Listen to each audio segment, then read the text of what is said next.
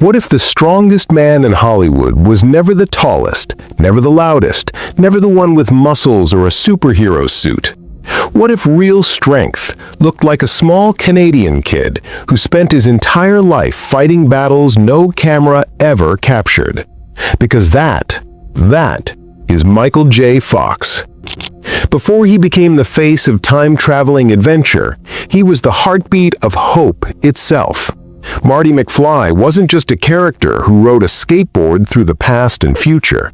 He was a spark of pure possibility, a reminder that courage could be fun, laughter could be medicine, and even the smallest hero could change the world. But behind that bright grin the world adored was a truth heavy enough to crush bones.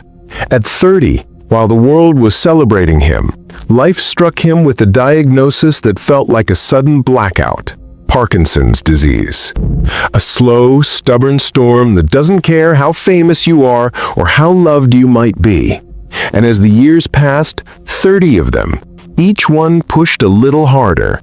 Every step became a negotiation, every fall a reminder of the fight he never asked for. At 64, the battle isn't over, and the pain has grown sharper, quieter, and far more personal. But before we sink further into that journey, take a breath and hit like as a salute to a man who refuses to break, even in the middle of a storm that never stops raining. Because Michael's story didn't begin with cameras. It began with packing boxes. Born in 1961 in Edmonton, Alberta, he spent his entire childhood on the move, always leaving, never settling. Dozens of homes, dozens of towns, but none that lasted long enough to call his own. Every time he unpacked his things, life was already whispering, "Don't get too comfortable." "I was an army brat," he once said, not proudly, but softly, as if the words carried old weight. He was the kid who arrived too late to fit in and left too soon to be remembered. The new face in every classroom, the unfamiliar name teachers stumbled over. He wasn't bullied with fists, but with forgetfulness, with being overlooked, with being the shadow in group photos no one could name.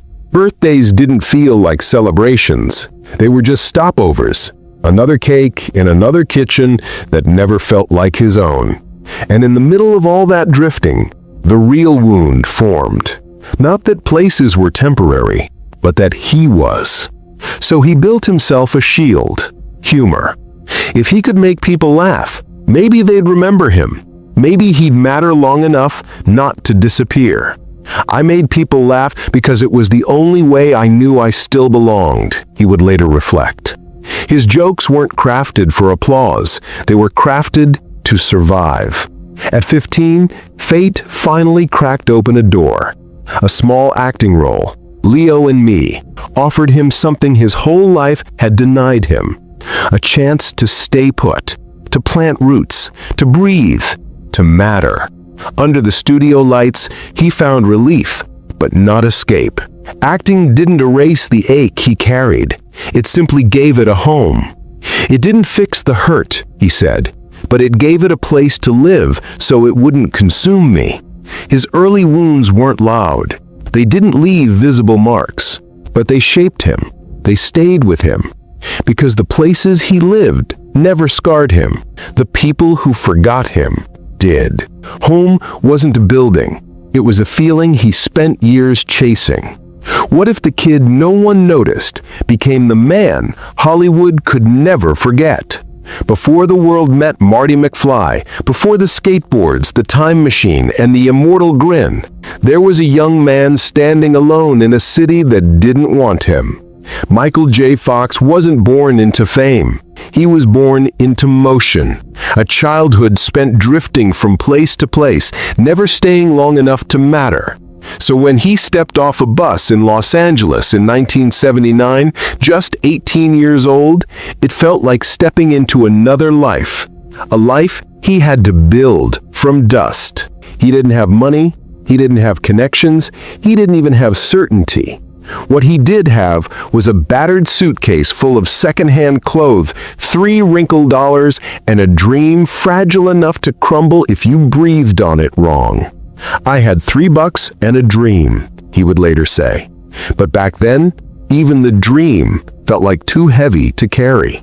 Hollywood offered him nothing. Not a hand, not a chance, not even a glance.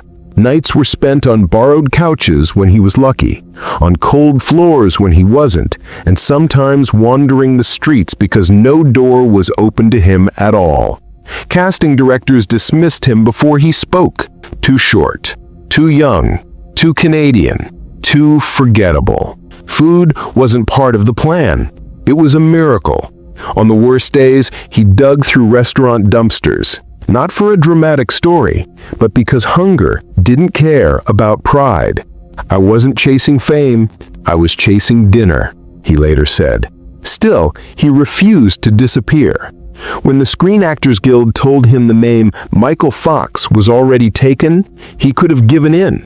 He could have melted into a new identity the city would forget anyway. But instead, he chose rebellion. A single letter, silent but defiant. J. Michael J. Fox. It wasn't just a name now, it was a declaration, a shield against invisibility. He took scraps of work wherever he found them. A line in Lou Grant, a blink-and-you'll-miss-it moment in The Love Boat. The roles were small, the pay smaller, and some weeks he sank further than anyone knew. There were days he felt like an extra in his own life, a blurry face passing through scenes no one would remember. But every rejection sharpened him. Every no pushed him forward. Every closed door added fuel to the fire he refused to let die. He didn't burst into Hollywood. He bled into it. Slowly, painfully, relentlessly. And then something changed. Not because he shouted louder than everyone else, but because, in a city drowning in noise, the quiet persistence of Michael J. Fox began to sound like something you couldn't ignore. By the early 1980s, he hadn't just arrived in Hollywood. He had clawed his way into its bloodstream, one scraped knuckle at a time. It didn't happen with a spotlight or applause. It began as flickers, small, unreliable flashes of hope in a life that taught him not to trust good news. Then suddenly, in 1982, everything changed. One phone call, one role, and Michael J. Fox felt the ground shift beneath his feet. He had been cast as Alex P. Keaton on Family Ties, a sitcom originally written to celebrate the parents. But the moment Fox walked on set, something electric happened. His timing, razor sharp. His charm, effortless. His energy, unstoppable. Within weeks, the camera loved him too much to look anywhere else. Within a year, the kid who once searched trash cans for meals was clutching an Emmy, broadcast every week into millions of living rooms. But fame is loud on the outside and painfully silent on the inside. After the laughter tracks and bright lights faded, Fox would later admit that the quiet in his apartment could feel suffocating. And then came 1985, the year that would elevate him and nearly break him. When he was hired last minute to replace Eric Stoltz in Back to the Future, Fox entered a brutal double life. Family Ties by day, Back to the Future by night. 2 hours of sleep in between, if he was lucky. Yet on screen, as Marty McFly, with that skateboard, that grin, that spark, he captured the essence of a generation's hope. But behind the icon was a man running on fumes. What the world celebrated as a meteoric rise, Fox experienced as a treadmill he couldn't step off of. Studios poured on the demands, sequels, interviews, press tours, endorsements, and he delivered, wearing himself thinner each year. "I didn't have time to enjoy it," he later said. "I was just trying to survive it." The Golden Boy image was a gilded cage. Every interview had to charm, every appearance had to dazzle. When the pressure tightened its grip, Fox reached for what felt like a harmless escape: alcohol. It started as a quiet nightcap after punishing days on set, but slowly that drink became a command, not a choice. "I thought I was in control," he admitted, "but it was controlling me." Movies kept coming. Teen Wolf, 1985, The Secret of My Success, 1987, Bright Lights, Big City, 1988, Doc Hollywood, 1991. Each one a hit. Each one pulling him further from any sense of balance. Time zones became a blur. Film sets replaced family dinners. His marriage to Tracy Pollan in 1988 became the one steady place in a life spinning too fast. But even love has limits under relentless pressure. By the early 1990s, his home overflowed with trophies: 3 Emmys, a Golden Globe, and box office numbers he never dreamed possible. Yet none of them answered the question that echoed through those empty hotel rooms. Had the boy from Edmonton finally found the life he wanted, or was he just performing a version of it for the world? It didn't start with a collapse.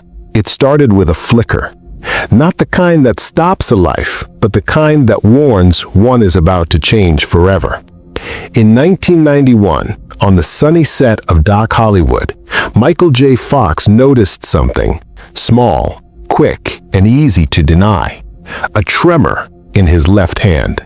At 30, he laughed it off, hid it, pretended it was nothing, but it stayed, hovering like an unwelcome shadow just out of frame.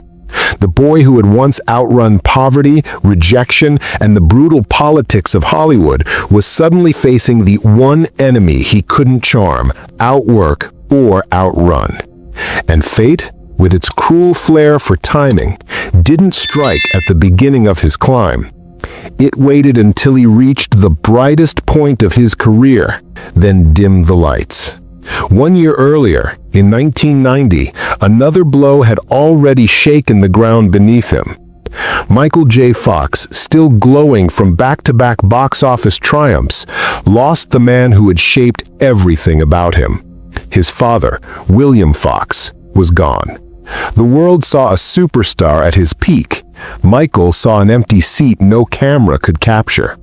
William Fox had been the steady compass through every move, every uncertainty, every unfamiliar town that childhood had thrown at him. Now the voice that once made the world feel grounded had fallen silent. And silence, Michael learned, is sometimes louder than applause. He kept flying, city to city, but no destination could take him back to the last conversation he wished he had recorded in his heart. Hotel rooms stopped feeling like victories. They became quiet spaces where grief sat with him, uninvited but unshakable. "I thought I understood loss," he would say later. "But this taught me what absence really means." Still, he carried on, because moving forward was the only direction he had ever known. He worked, he smiled, he charmed the world. Cameras captured a man glowing. They never captured what happened when the red light blinked off. And then came the moment that split his life in two. A doctor's room. A whisper soft enough to be mistaken for nothing, but heavy enough to shatter everything.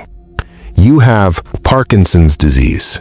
No thunder, no drama, just 4 words that rewrote the script of his future. This wasn't the story the world saw on magazine covers. He was the golden boy, the electric hero who lit up screens and owned every stage, the man who wasn't supposed to fall. But that day he learned that the cruelest twists don't arrive with explosions. They arrive quietly, settle, and decide to stay. Still grieving the father who had steadied him through a lifetime of chaos, Fox was handed a new kind of loss, one he couldn't bury, run from, or outrun.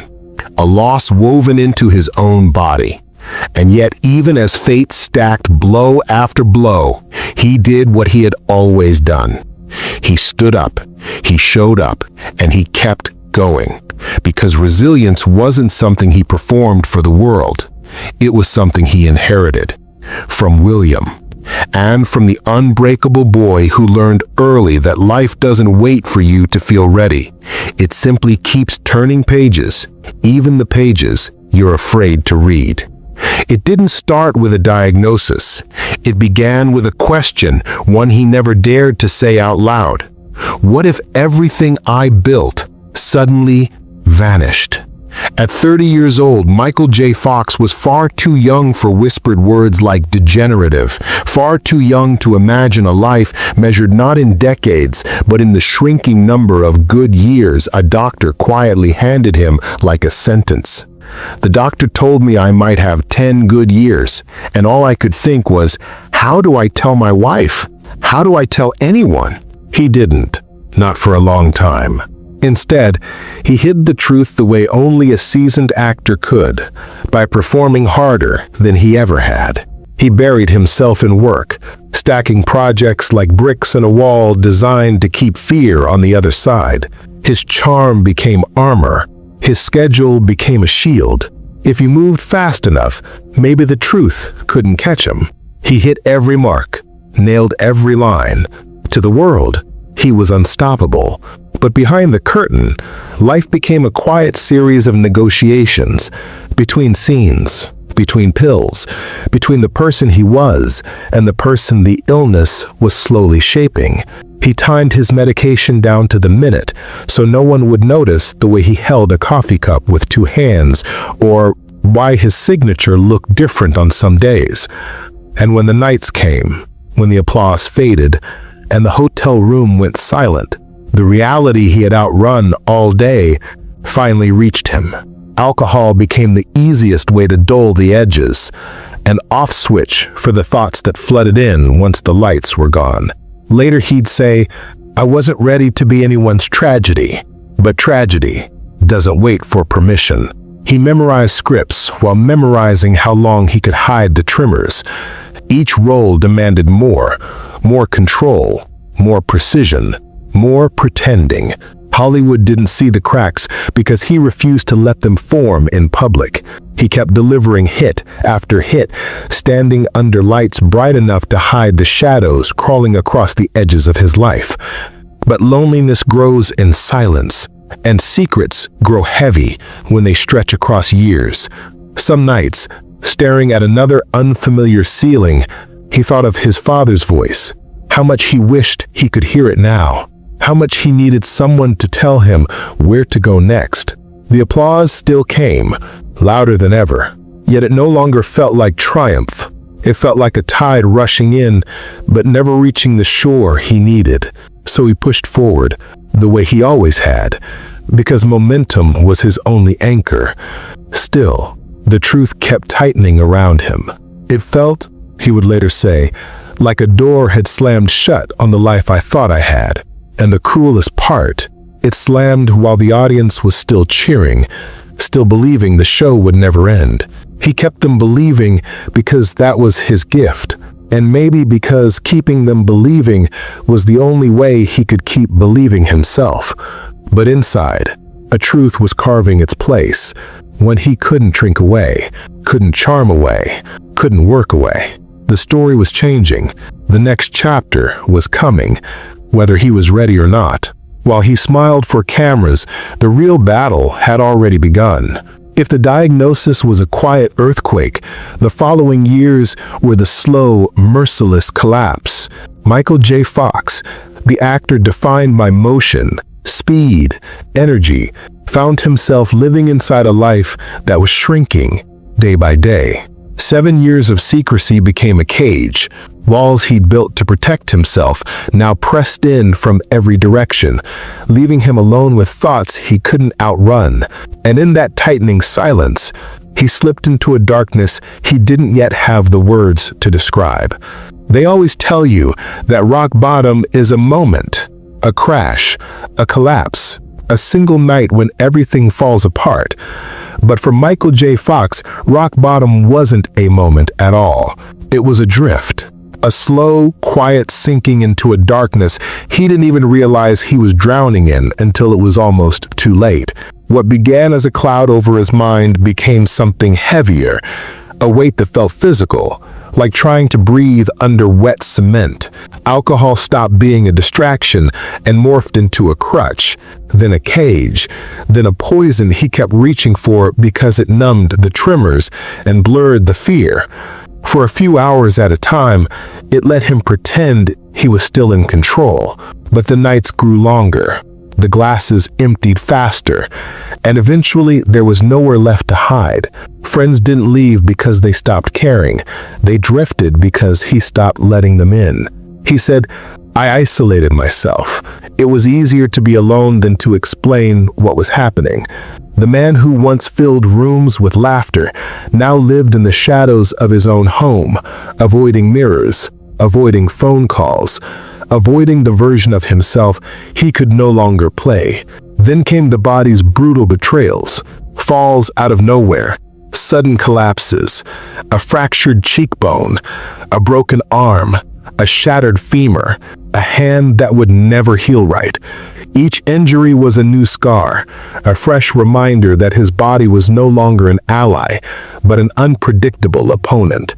Yet even those moments weren't the worst. The real heartbreak was the loss of something invisible but vital, his short-term memory. For a man who once absorbed entire scripts in minutes, the blank spaces in his mind were devastating. He said, "It's like losing pieces of yourself in real time and knowing you'll never get them back." Doctors suggested brain surgery, a thalamotomy, a last-chance gamble to quiet the tremors.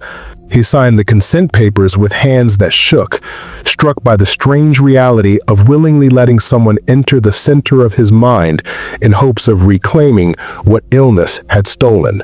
Recovery was harsh. The world doesn't pause for healing. Bills still arrived. Expectations still pressed in. The mirror still waited. Some days he woke up ready to fight. Other days, he didn't want to wake up at all. And yet, inside that darkness, a stubborn ember refused to burn out.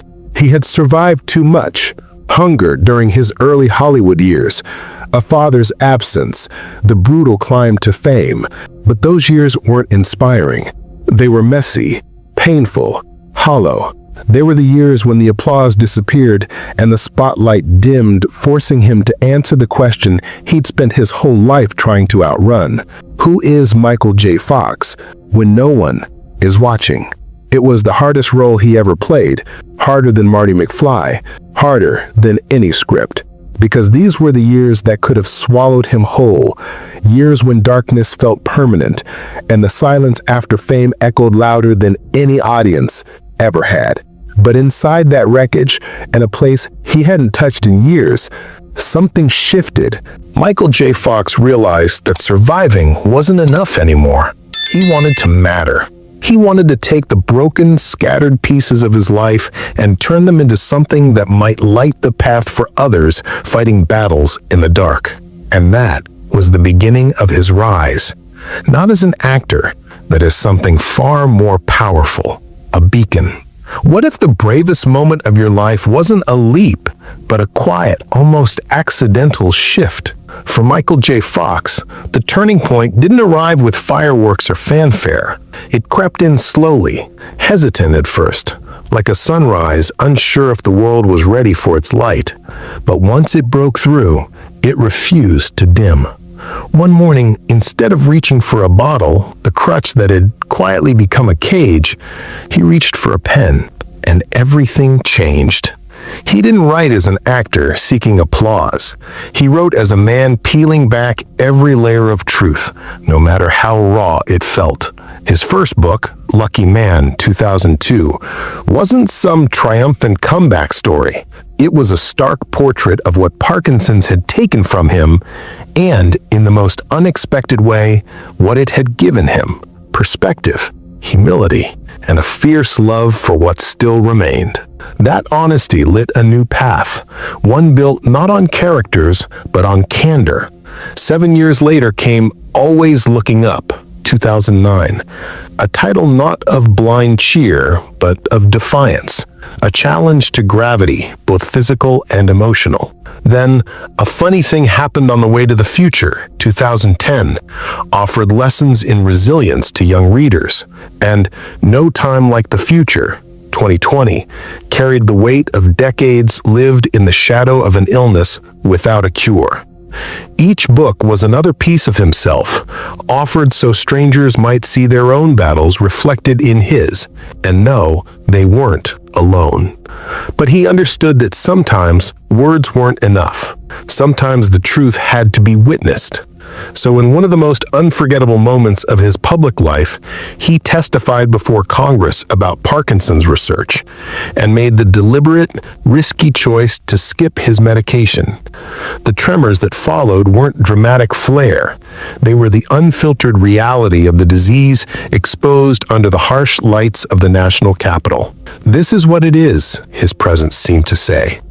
And this is why it matters. In that moment, vulnerability became a weapon more powerful than data or speeches. The man who once hid his struggles now placed them at the center of the room, refusing to let the world look away.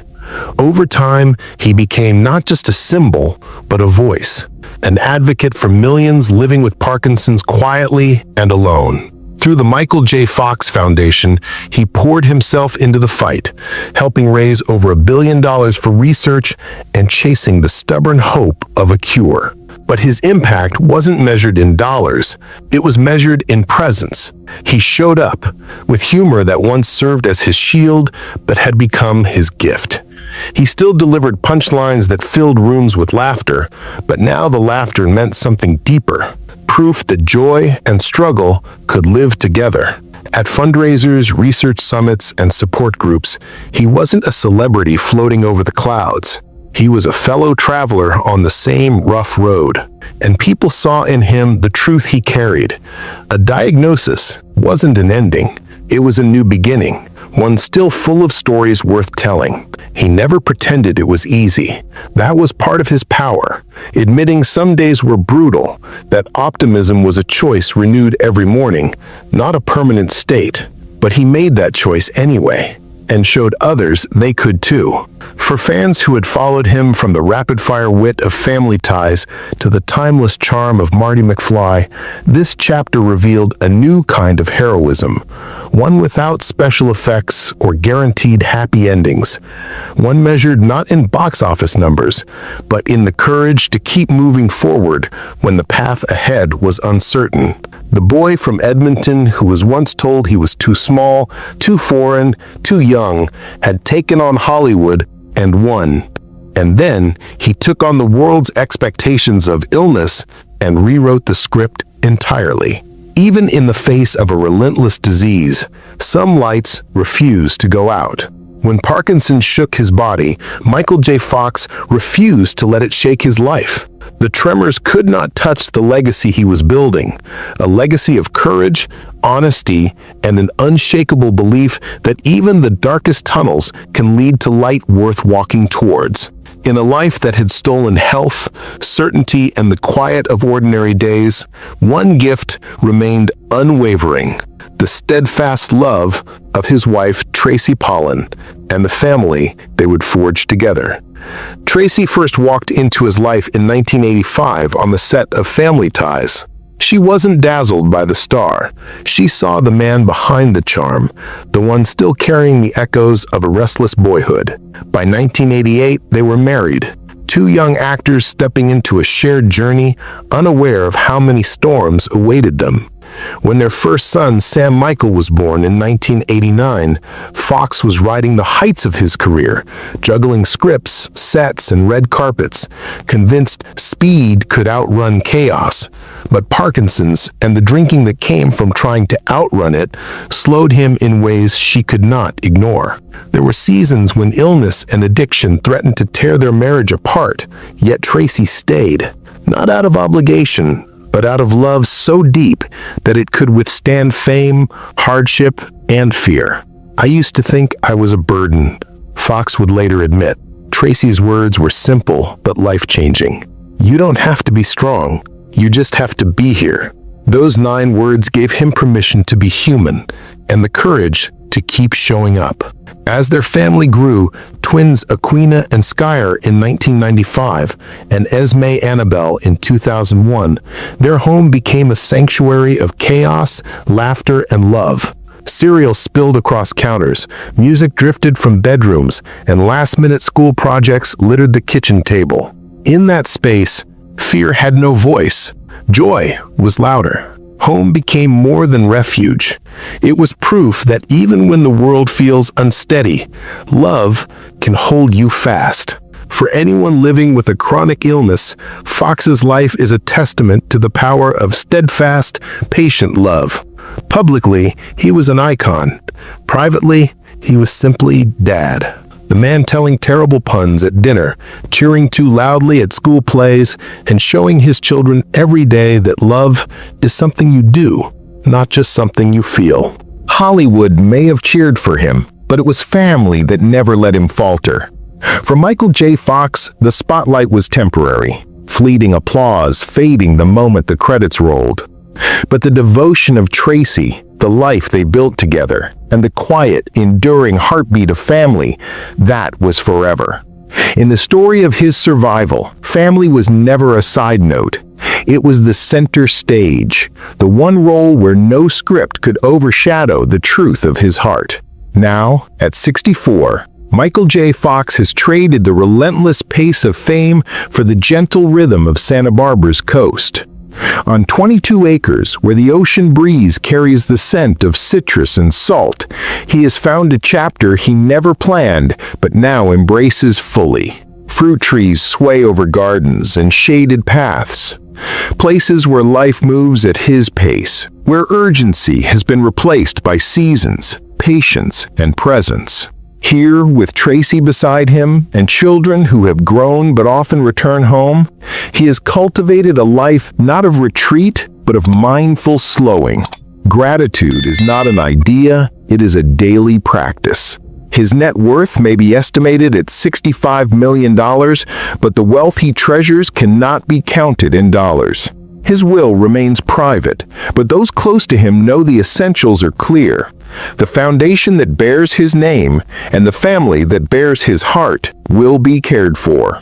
Parkinson's has progressed. Short-term memory loss, once a looming fear, is now a constant companion. A wheelchair bridges the distances his legs no longer traverse, and he has shed 25 pounds, a tactical choice to soften the inevitable falls. Yet his daily regimen, mindful eating, light physical therapy, meditation, speaks to a determination that refuses to surrender dignity to disease. His face has grown leaner, features sharper, but the smile endures, quick, warm, unbroken, the same one that once lit sitcom sets and cinema screens. His eyes, steady and deep, tell the story of battles endured and a quiet victory. The triumph of having outlasted the worst, and the courage to still live fully. Every morning, he wakes up to a new battle. He says, "I have to relearn how to walk. I have to relearn how to love myself in the most misshapen version of me." The world sees fewer public appearances, but when he steps out, it's never empty. In 2025, he will make a surprise cameo in Shrinking, a quiet wink to the audience that he's still, in his own way, part of the stories we love. He shows up for select talk shows, documentaries, and always for Parkinson's fundraising events, places that matter more than any spotlight ever could. Recently, he appeared alongside Tracy at a major gala. Hand in hand, their clasp steady, unshaken since 1988. For the millions who knew him as Marty McFly, these moments carry a different weight now. They are proof that you can be iconic without standing on a stage. That the light you leave behind is measured not by how many eyes see it, but by how deeply it touches those it reaches. And the light he has cast isn't dimming, it's multiplying. Since founding the Michael J. Fox Foundation in 2000, he has transformed it into the world's largest Parkinson's research organization, raising over $2 billion in pursuit of a cure he may never see. In 2025, the Foundation's IQ Plus U campaign will expand the PPMI research project, aiming to detect Parkinson's as early as age 40, shifting the battle before symptoms even appear. Science meets hope here, powered by the same stubborn optimism that has defined his life. Awards and honors have come. Presidential Medal of Freedom, Order of Canada, multiple honorary doctorates, a spot on Time's list of the 100 most influential people. But these are not the milestones he treasures most. The real measure, he believes, is impact. The lives changed, the hope ignited.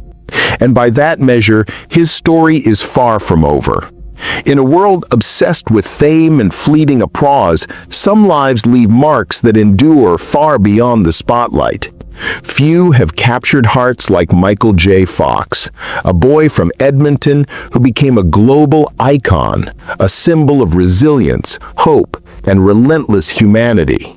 This is not a story of Hollywood glitz or box office numbers. It is a story of courage, of choosing light over despair, of a man who redefined what it means to leave a legacy. Even as the cameras fade and the applause quiets, Michael J. Fox's impact refuses to dim. What matters now are not the premieres or the flashing lights, but the quiet conversations with young researchers holding the next big breakthrough. The handwritten letters from strangers across the globe saying his courage helped them face one more day. The public figure steps back, and the private man steps forward, slowly, deliberately, intimately. Meals are shared without cameras. Sunsets are watched without an audience. Laughter rings through the house, mingling with the whisper of wind in the trees. This isn't retreat, it's refinement. The excess is stripped away, leaving only what nourishes the soul. For someone who once lived by studio call sheets and box office deadlines, this is no concession. It is a victory of a different, quieter kind. Michael J. Fox has learned what so many in fame's glare never do. The stage will darken, roles will end, applause will fade. But the light you pour into the world, the courage you spark in others, can outlast you.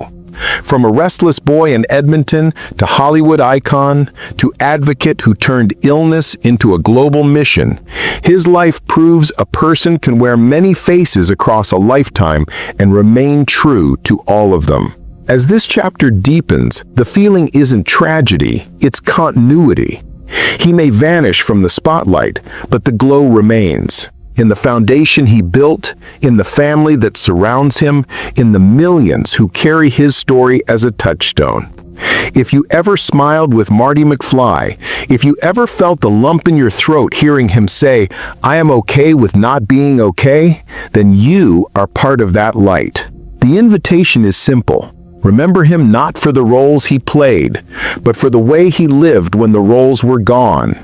The boy once told he was too small, too foreign, too young, remade Hollywood on his own terms, faced Parkinson's with grace and fire. If he can do that, then the rest of us can face what is ours. Michael J. Fox has taught the world that true heroism isn't in the spotlight. It's in the quiet moments, the unseen acts, the courage that sparks hope in another soul. He has turned toward the light and carried it forward, leaving a visible path for those who follow. His story no longer belongs only to him. It belongs to every person who has ever smiled, cried, or dared to hope because he showed up, spoke up, and kept going. And so, as the cameras fade and the applause dies down, the light he ignited continues to burn, steady, unwavering, and infinite. It is a reminder that even when the roles end, even when the stage empties, the impact of one life lived fully, bravely, and compassionately can echo forever.